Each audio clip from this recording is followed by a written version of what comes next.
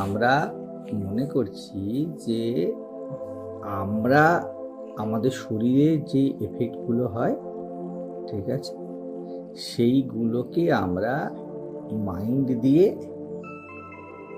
ওটাকে ট্যাগ করি যে এটা এই অনুভব, ঠিক? But it is not right. তোমার শরীরের কোনো অনুভব হবে না যদি তোমার মন ডেটা সাপ্লাই না করে।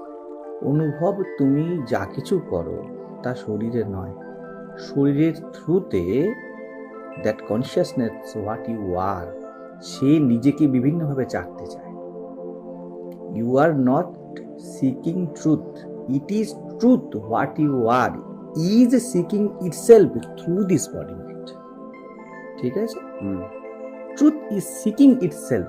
ওয়াই? কেন সত্য নিজেকে চাইছে বা এই পুরো লাইফ এসেন্স নিজেকে চাইছে? It's divine play, it has nothing to do. বলো না তুমি you are the life essence, basic ফিলোসফিটা বুঝে নাও। দ্যাট লাইফ এসেন্স যেটা তুমি আমি প্রত্যেকে, ফ্রম দ্যাট স্ট্যান্ড পয়েন্ট ওখানে দাঁড়াতে হবে শক্ত, ঠিক আছে? দাঁড়ালে লাইফ এসেন্স, তোমার স্বপ্ন, এই ত্রিভুবন যা কিছু আছে, এই স্বপ্নের মধ্যে তোমার অসংখ্য শরীর মন আছে। তুমি যদি না চাও এই শরীর মনের স্বপ্নটা হোক, তাহলে কি স্বপ্নটা ঘটতে পারবে? বিং লাইফ এসেন্স, লজিক্যালি ভাবো আপাতত, ব্যাস, দ্যাট ইজ দ্য পয়েন্ট।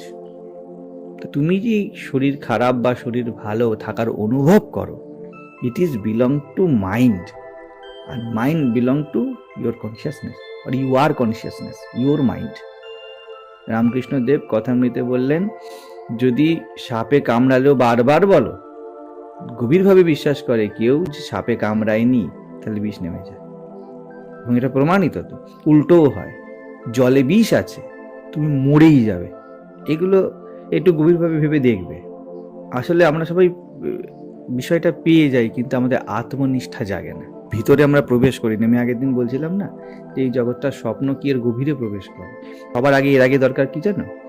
গুরু বাক্যের নিষ্ঠা, ঠিক আছে? যখন গুরু বলছে ইউ আর দ্যাট আলটিমেট, তো সরল বিশ্বাস আই এম দ্যাট আলটিমেট, এইবারে এইসব তত্ত্বগুলোকে তুমি দেখো কেমন জট খুলবে। আমি একটাই কথা বলছি, বি আলটিমেট, দেন থিঙ্ক, দেখো কি হয় শর্ট আউট না।